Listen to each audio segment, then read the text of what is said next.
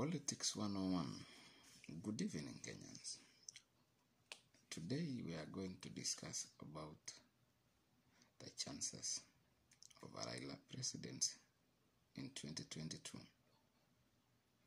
What are his chances of winning a presidential race in 2022? For us to understand this, we need to look into his political past, how he has been, and what is his position politically now. Raila, at his peak of politics, was in 2002 when he managed to come out of Kano, mobilized the other bigwigs of Kano who were relying on Moi to endorse them. And when Moi didn't endorse them, Raila led them out of Kano and later declared Mwai Kibaki Tosh, whom he swept the country and won the 2002 presidential election, defeating the current president Uhuru Kenyatta. Raila, on the way, disagreed with Mwai Kibaki on how the government was being run and on other things like the accord they had signed with Raila, that Raila was to be the prime minister after changing of the constitution in 2005. But in 2005, Emoswago came with a Wako draft which didn't have the position of the prime minister.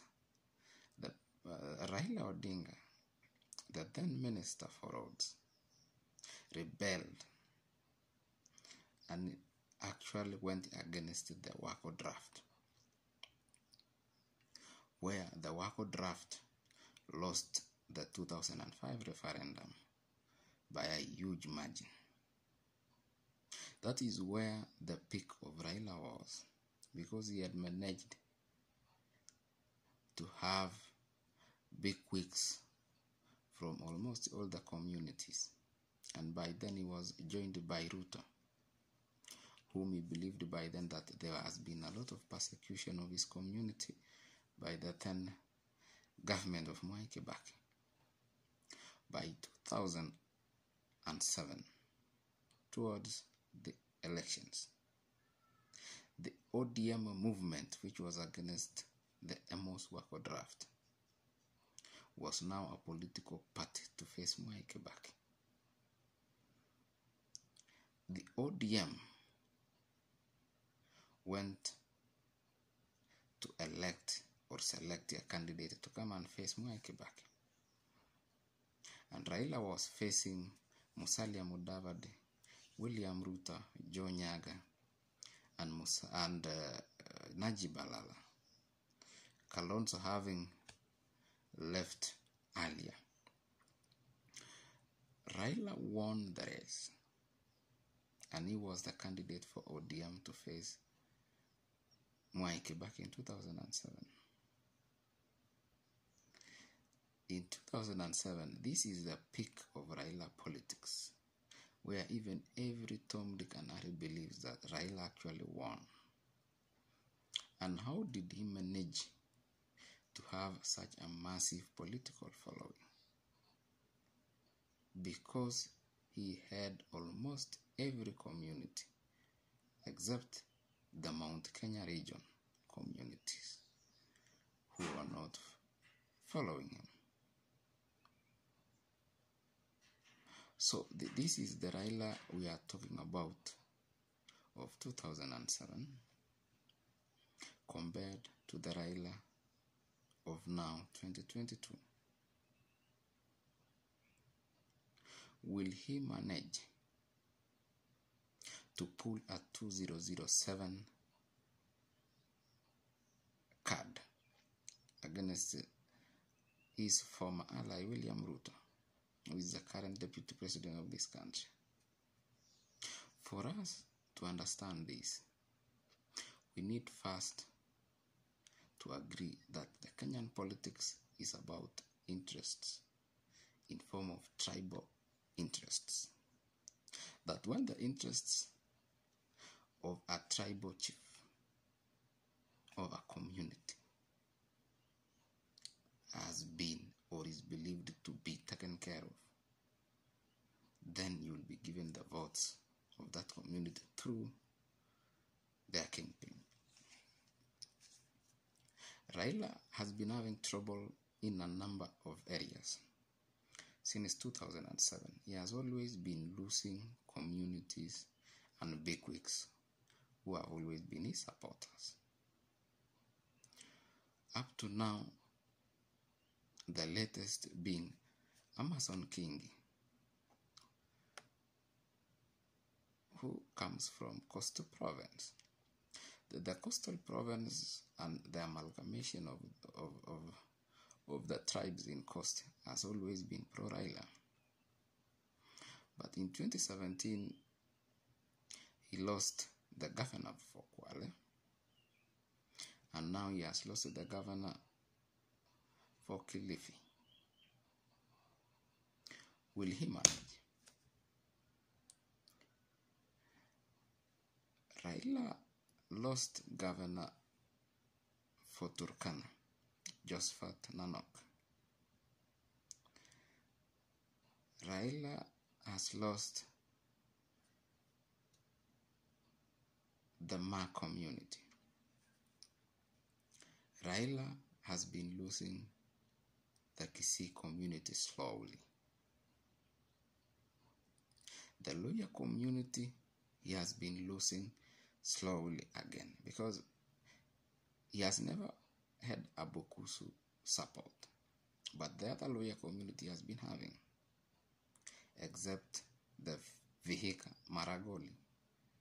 But now as we speak, Raila is having trouble in the Luhya land, as we saw in 2017 when a number of Luhya elected leaders came from the party of Jubilee. So if we mathematically discuss this thing, where are the votes of Raila Odinga?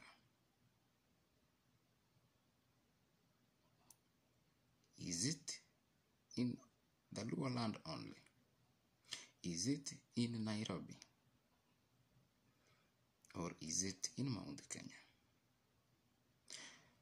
Raila Odinga has lost, as we speak, the entire Rift Valley region, all the way from Turkana to Loitoktok. And that is a massive voting block which he has lost. Raila will not manage the whole Western Kenya voting block. The current youthful voters of these communities little or less identify themselves with the presidency of Raila Odinga.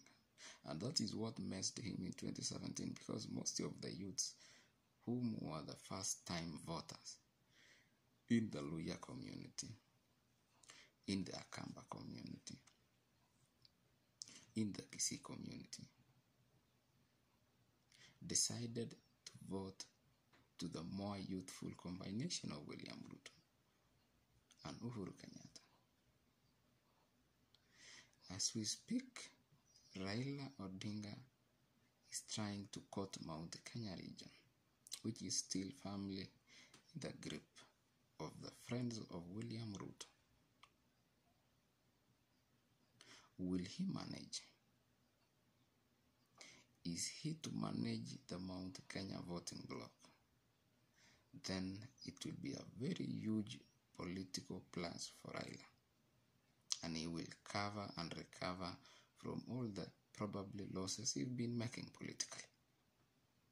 But the chances and probability of him winning the Mount Kenya vote is still very low. Time is ticking, and we will not be shocked if Raila will not manage the Mount Kenya voting bloc on his side. If you come to the Kamba region, the Kamba region was with Raila in the previous elections, courtesy of Kalonzo Musyoka. This time, it will depend whether Kalonzo will support Raila.